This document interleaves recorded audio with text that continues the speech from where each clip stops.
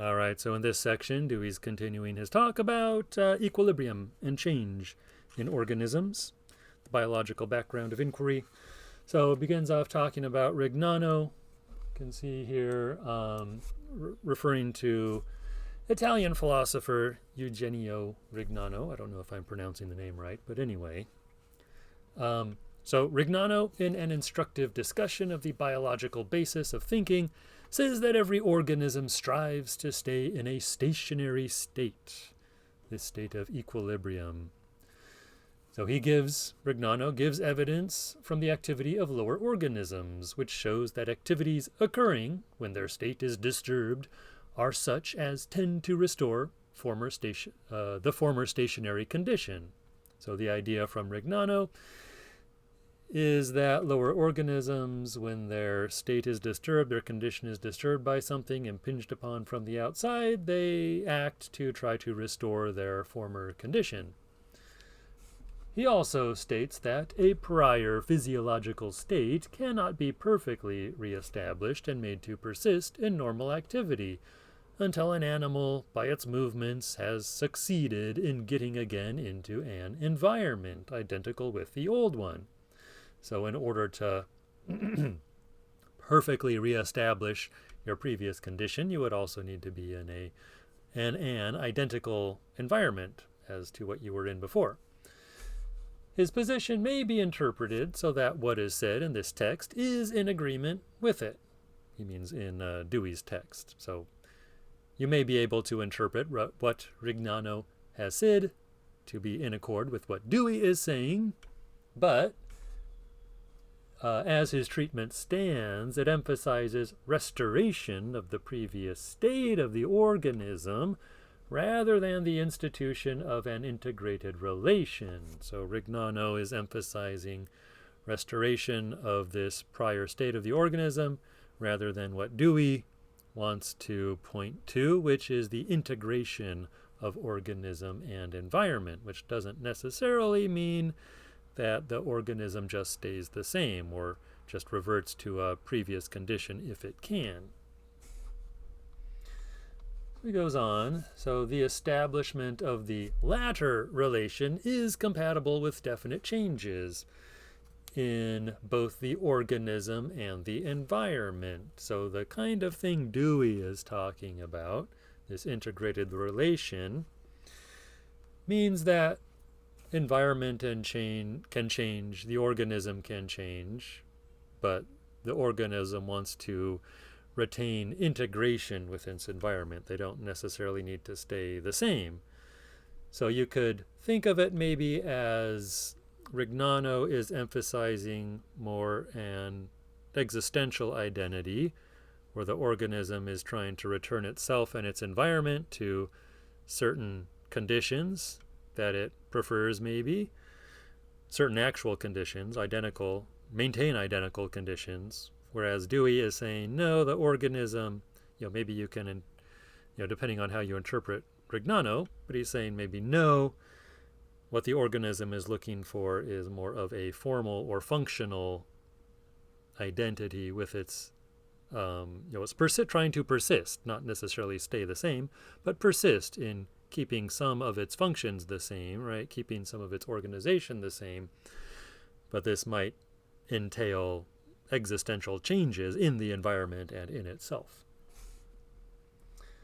So the establishment, I read this, so does not require that old and new states of either the organism or environment be identical with one another. Hence, the difference in the two views is of considerable theoretical importance. Right. Going on to the next paragraph here.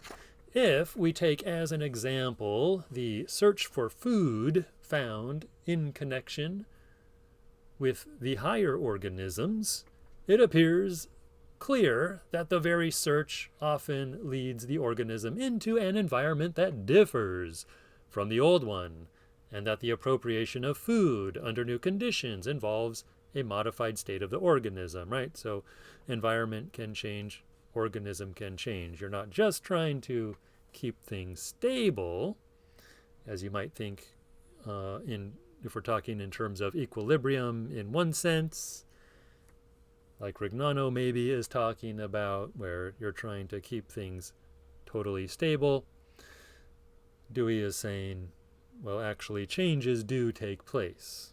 This is part of life.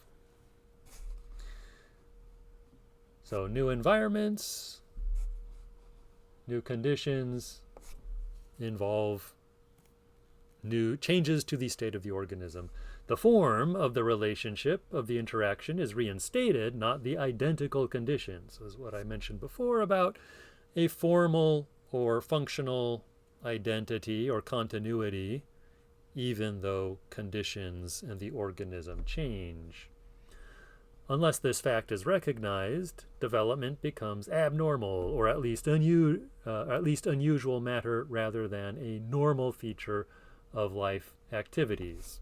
So in earlier sections we've talked about development, this idea of development rather than just maintaining identity.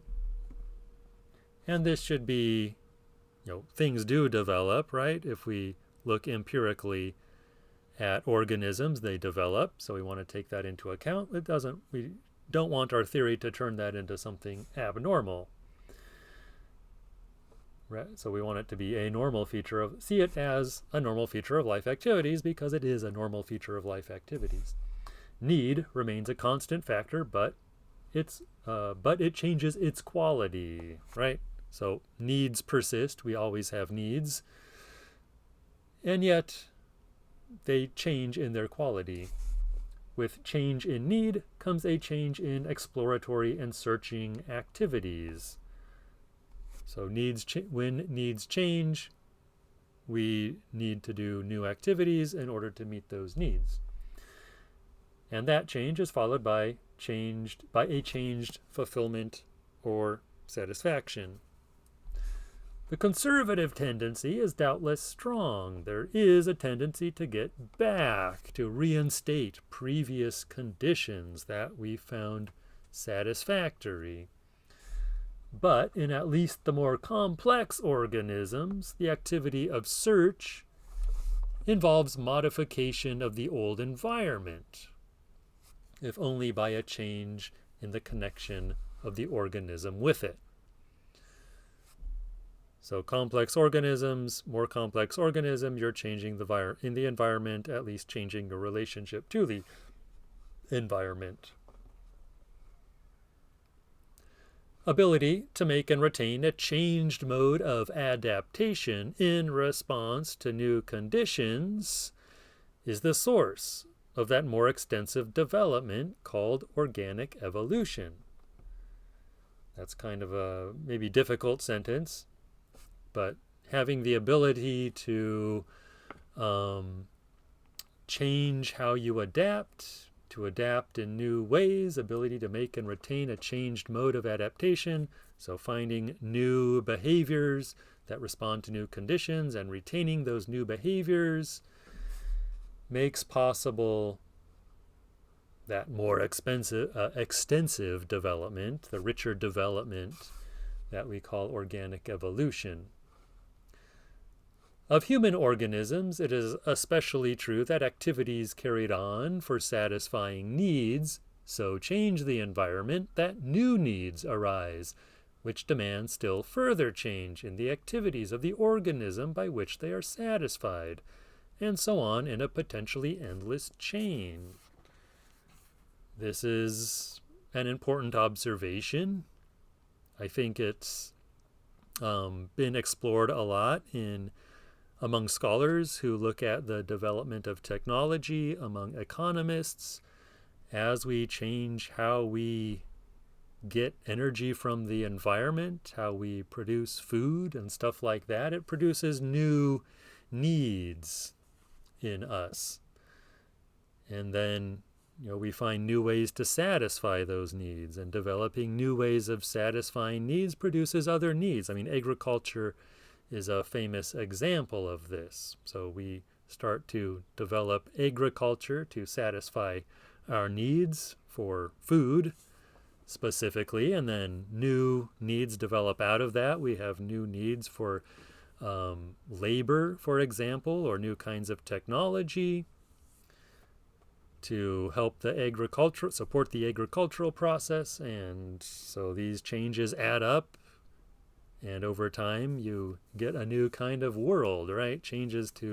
And a new kind of organism. So the organism adapts to those new things. We adapt to agricultural life, and so on. So there's this constant feedback of satisfying needs in new ways, finding new ways to satisfying needs, which gives rise to new needs, and so on and so on and so on, in a, as he says, a potentially endless chain.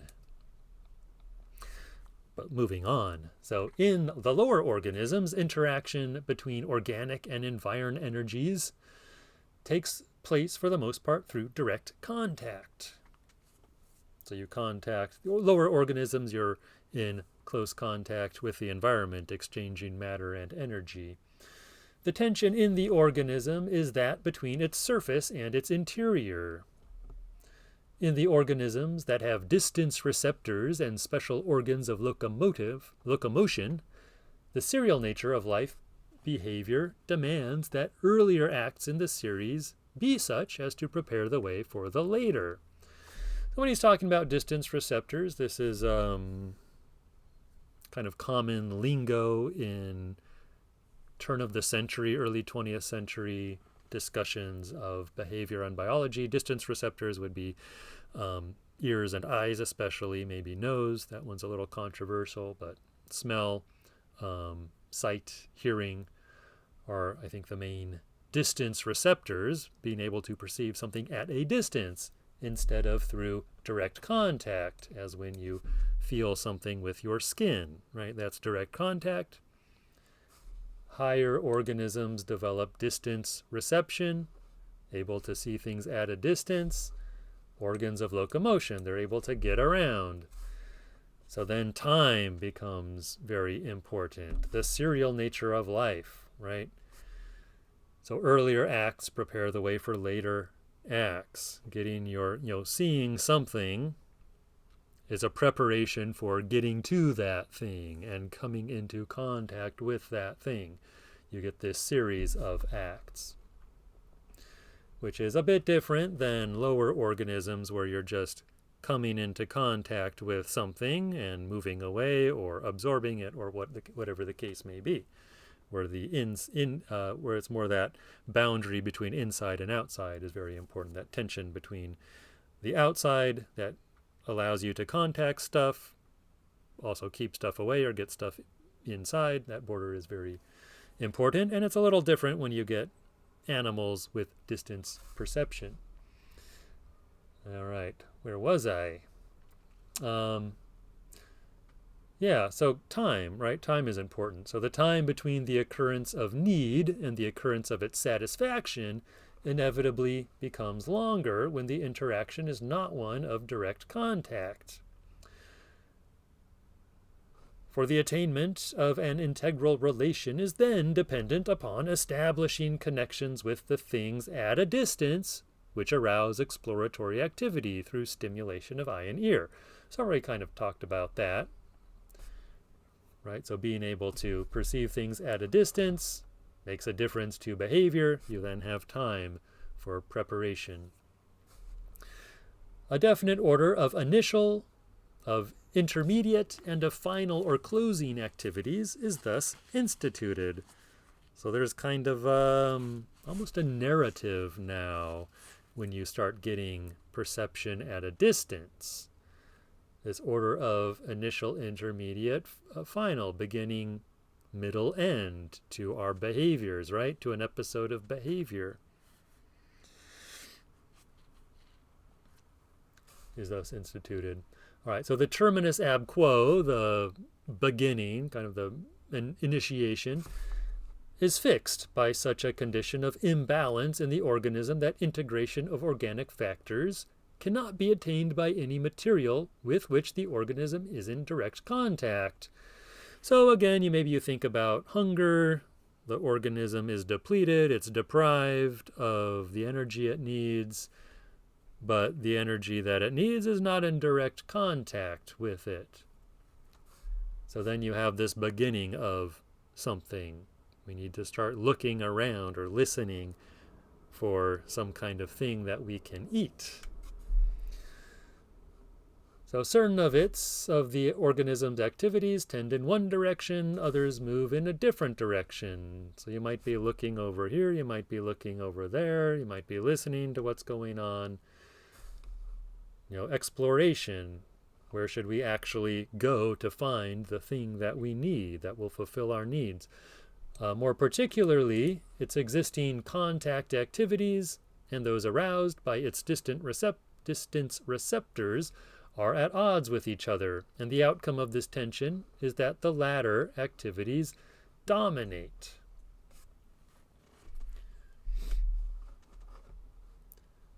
So there could be a situation where, there could be another situation, for example, where your contact activities aren't, your contact perception or sensation isn't telling you anything in particular. It's not saying move or don't move, but you may see something unsettling in the distance, for example. You may see that a predator is coming. And so one of those has to override the other in this case. So a satiated animal is not stirred by the sight or smell of the prey. That moves him when he is hungry. In the hungry creature, activities of search become a definite intervening or intermediate series. Right, so this is kind of the opposite as what I just mentioned. So a related case, I suppose. So when you're not hungry, you're not moved by the sight of food in the distance. You're not stirred to move. But in a hungry creature, then searching activities become a intervening activity on the road toward fulfillment. At each intermediate stage, there is still tension between contact activities and those responsive to stimuli through distance receptors. So still tension. So as an ongoing behavioral series, there's still this tension between contact activities and distance reception. Movement continues, he says, until integration is established between contact and visual and motor activities, as in the consummatory act of devouring food. Right? So you see food before you come in contact with it. So in a contact sense, you're deprived of it. You may see that it's there. So your vision, for example, is telling you the food is there. You're not yet in contact with it. But you move to put yourself into contact, to align your perception with your contact sensation, your contact experience. And then you consummate the perception by eating the food, by getting to the food and eating it. And you can maybe think of this search that he's talking about as related to inquiry, this exploratory inquiry. How do we get from, how do we fulfill our needs, right? This is a major part of inquiry. And this is one level where, part of the biological background where inquiry comes from or develops from. So what has been said describes a difference between modes of environing organical interactions to which the names excitation reaction and stimulus response may be applied. So you want to keep those two ideas in mind, excitation reaction on the one hand and stimulus response on the other. He's going to develop those two concepts here. An animal at rest is moved to sniff, say, by a sensory excitation. If this special relation is isolated and complete in itself or is taken to be such, there is simply excitation reaction. excitation reaction, as when a person jumps but does nothing else when he hears a sudden noise. So excitation reaction, you are briefly stimulated, but there's some kind of minimal response, but you don't pursue it. A classic example maybe being the knee-jerk response. You tap your the tendon below your knee in a certain right place, and your knee or your leg twitches or kicks, but there's nothing really more to it than that. Or you hear a loud noise and you jump, but you don't pursue the matter. So that's excitation, an example of excitation reaction. The excitation is specific, and so is the reaction. Now suppose an excitation comes from a remote object through a distance receptor, as the eye. There is also excitation reaction, but if the animal is aroused to an act of pursuit, the situation is quite different. The particular sensory excitation occurs, but it is coordinated with a larger number of other organic processes, those of its digestive and circulatory organs, and its neuromuscular system, autonomic, proprioceptor, and central. So now you have the initiation of a larger series of behaviors. So the sensory excitation comes into coordination with other organic processes. Your inner organic processes start to anticipate, right, the consummation of that act. So you see a tasty bit of food in the distance, your body prepares itself, your digestive system, your circulatory system, neuromuscular system, autonomic, proprioceptor, and central, different parts of your biology. This coordination, which is a state of the total organism, constitutes a stimulus. So the stimulus is not exactly the thing that you see. There's an excitation, right, of your sensory organs, and this produces a change in your body, and that change in your body is the stimulus, which leads you to act. If there is this stimulus, if there is this change produced in your body, that is what gets you going to pursue the food, right? If you're full already, there may be an excitation, but it's kind of this local, just this local reaction, like, oh yeah, there's food, but I don't want food. But if you're hungry, it produces a change, a broader, more thoroughgoing organic change in you, which constitutes a stimulus. The difference between this condition, whatever name it be called by, and a specific sensory excitation is enormous. The pursuit of prey is a response to the total state of the organism, not to a particular sensory excitation. Right? So you actually get up and pursue the prey, get up and pursue and try to grab the food in response to a deeper change in your organism, not just this local sensory excitation. Indeed, the distinction between what has been called stimulus and response is made only by analytic reflection. The so-called stimulus, being the total state of the organism, moves of itself because of the tensions contained into those activities of pursuit which are called the response. The stimulus is simply the earlier part of the total coordinated serial behavior, and the response is the latter part. So there's not a real existential distinction between stimulus and response.